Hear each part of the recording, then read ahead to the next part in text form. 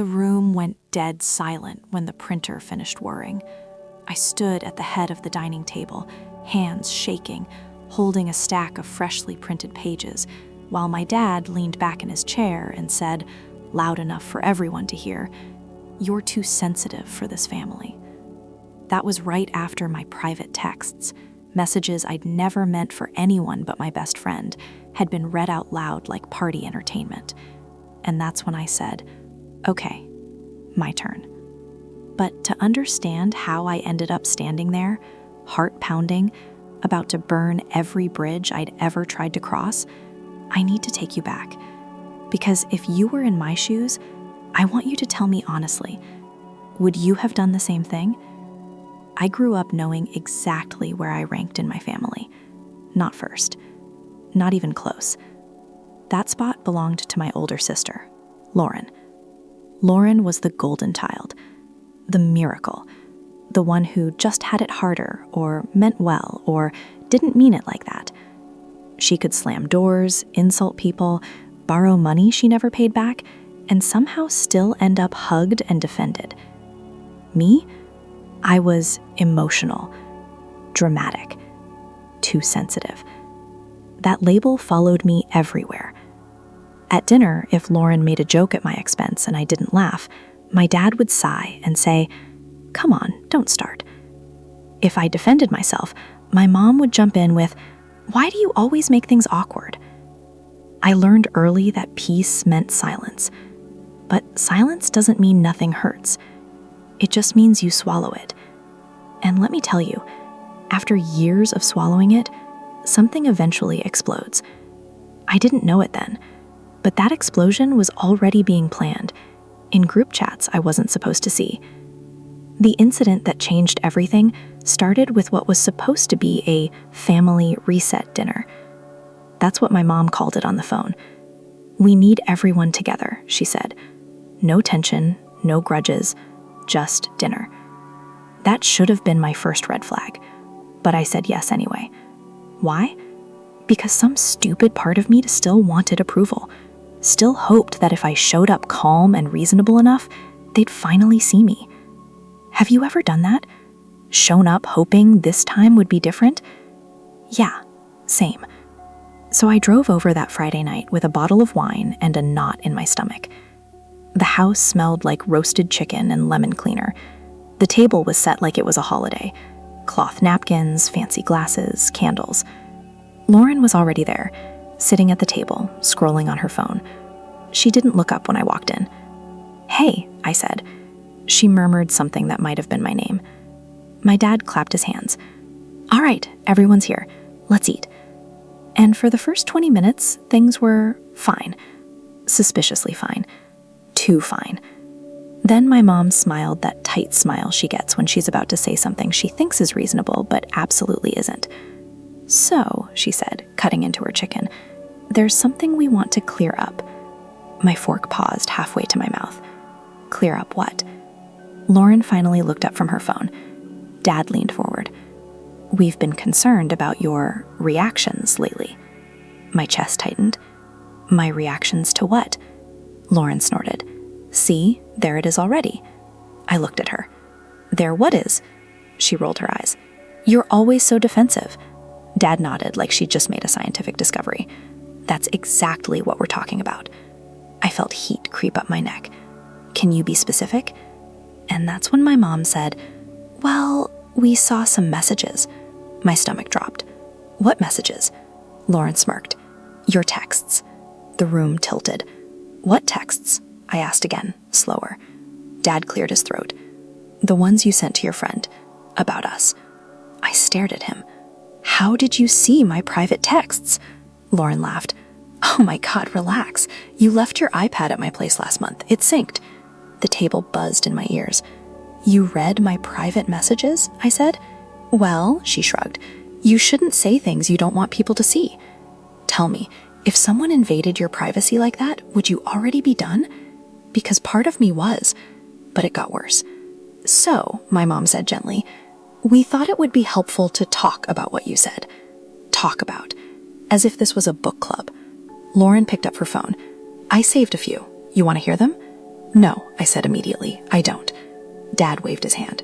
It's important. We need honesty. Lauren didn't wait. She cleared her throat dramatically and read out loud.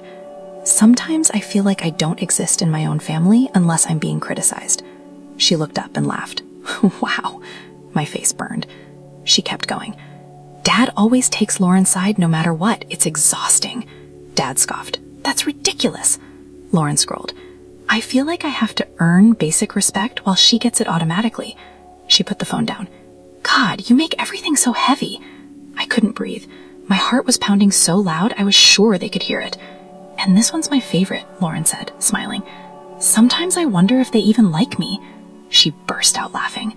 That's when my dad leaned back, folded his arms, and said the sentence I will never forget. You're too sensitive for this family. The words hit harder than any shout ever could. My mom nodded. You take things so personally. I looked around the table, 3 faces looking at me like I was a problem they were tired of dealing with. No one apologized for reading my messages. No one acknowledged how violating it was. It was all about how I'd made them feel by having feelings. And that's when something inside me snapped. But here's the part you don't expect. I didn't scream. I didn't cry. I smiled. Because while they'd been busy mocking my words, I'd been quietly collecting theirs. And they had no idea what I was about to do. Let me rewind just a little more, because this part matters. About 6 months before that dinner, Lauren had asked me for a favor. We were at a coffee shop. She was stressed, tapping her nails against her cup. I need you to cover for me, she said. Cover for what? She sighed. Mom and Dad think I'm doing great financially. I'm not. That wasn't shocking. Lauren had always lived above her means. She leaned in. I borrowed some money from them last year. I told them it was for school. It wasn't? I asked. She smirked.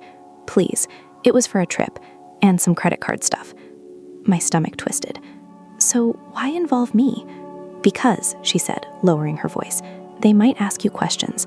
Just back me up. I hesitated. That doesn't feel right. She rolled her eyes. God, you're so moral all the time. It's exhausting. There it was again. But fine, she added quickly. If you won't, whatever. I'll figure it out. Against my better judgment, I agreed to stay quiet. And that was my first mistake. Because once I did that, Lauren got comfortable. Too comfortable. She started texting me things she probably shouldn't have. Complaints about our parents, admissions about money, jokes about manipulating situations. At first, I didn't respond much, but I didn't delete them either. Something told me not to. I started taking screenshots, saving messages, backing them up. Not because I had a plan, just because, for once, I wanted proof. Proof that I wasn't crazy. Proof that what I felt wasn't imagined. And then, a few weeks before the dinner, something else happened. I accidentally got added to a family group chat I wasn't supposed to be in. Lauren had created a new one and forgot to remove me. And what I read there changed everything. The group chat was called Dinner Strategy. I wish I were kidding. The first message was from Lauren. She's been really negative lately. We need to shut that down. My mom replied. Agreed. She's always upset about something. Dad, she takes everything the wrong way. Lauren, I found her texts BTS. She talks crap about us. Mom, wow, that's unacceptable. Dad, we should confront her. She needs to hear how she comes across. Lauren, I'll read them out loud. Maybe then she'll realize how dramatic she sounds. I sat there staring at my phone, heart racing. They were planning it, planning to ambush me, planning to humiliate me. I didn't respond. I didn't leave the chat. I screenshotted everything. And that's when I made a decision. If they wanted a performance, I'd give them one, but on my terms. Back to the dinner. After my dad said I was too sensitive, the room filled with that uncomfortable silence where everyone waits for you to react. Cry, apologize, shrink. That's what they expected. Instead, I slowly pushed my chair back and stood up. Okay, I said calmly. Dad frowned. Okay, what? My turn. Lauren laughed. Oh my God, what now? I walked over to the printer in the corner of the room. Yes, there was a printer. And yes, I had plugged my phone into it before dinner. The machine hummed to life. Paper slid out, page after page. Lauren's smile faded. What are you doing? I picked up the stack and walked back to the table. "You read my private messages," I said, "so I figured we were sharing texts tonight." My mom's face went pale. "What texts?" I handed the first page to my dad. "Start there." He read silently, his eyebrows knit together. Lauren leaned over. "What is that?" Dad looked up. "Lauren, what is this?" She tried to grab the page. "Give me that." I pulled it back. "Nope, let him finish." The messages were from Lauren to me, admitting she lied about the money, joking about how Mom and Dad always fall for it, saying, "At least you're the disappointment," takes the heat off me. My mom's hands trembled as she read her copy. This can't be real." "Oh, it's real," I said. "There's more." I passed around more pages, the group chat messages, the planning, the mockery, the strategy. Lauren stood up. "This is such a betrayal." I laughed, actually laughed. "You read my private texts and planned to humiliate me," I said. "But I'm the one betraying you?" Dad slammed his hand on the table. "Enough." "Is it?" I asked. "Because I've been quiet my whole life, and look where that got me." The room erupted. Lauren started crying. My mom kept saying, "I didn't mean it like that." Dad looked lost, and for the first time ever, they weren't looking down at me. They were looking at the mess they'd made. Here's the twist they didn't see coming. The money Lauren had borrowed, it wasn't just a loan. It was part of my parents' retirement fund. Money they thought was safely invested. Money they now realized was gone. And guess who had proof of exactly where it went? I did. Because Lauren had texted me receipts. Trips, purchases, transfers, all of it. Dad's voice shook. "Lauren, is this true?" She whispered, "I was going to pay it back." "When?" Mom asked. Silence. The power shifted in that moment, not because I yelled, but because the truth finally had a voice. I gathered my things and walked toward the door. "Where are you going?" Mom asked. "Home," I said, "and I won't be coming back for dinners like this." Dad called after me. "We're family." I turned around. "No," I said, "we're related. Family doesn't do this." And I left. Life got quieter after that. No more group chats, no more forced dinners. Lauren faced consequences she'd never faced before. And me, I slept better than I had in years, because for the first time, I chose myself. So tell me, if your family crossed that line, would you forgive them, or would you walk away like I did? Because sometimes the strongest thing you can do is print the truth, stand up, and leave.